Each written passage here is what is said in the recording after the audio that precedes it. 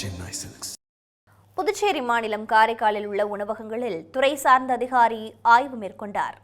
காரைக்காலில் உள்ள பல்வேறு டீக்கடை மற்றும் உணவகங்களில் புதுச்சேரி உணவு பாதுகாப்புத்துறை அதிகாரி ஜோசப் பிரான்சிஸ் ஆரோக்கியராஜ் திடீர் ஆய்வு பணியில் ஈடுபட்டார். அப்போது தேநீர் கடைகளில் இருப்பு வைக்கப்பட்டுள்ள பால் பாக்கெட்டுகள் மற்றும் எண்ணெய்களின் தரம் குறித்து ஆய்வு நடத்தினார்.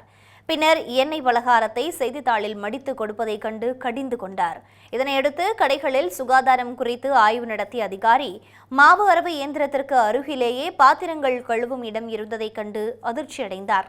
பின்னர் உணவு பாதுகாப்பு சான்றிதழை கேட்ட அதிகாரி உணவக உரிமையாளர்களுக்கு பல்வேறு அறிவுறுத்தல்களையும் வழங்கினார்.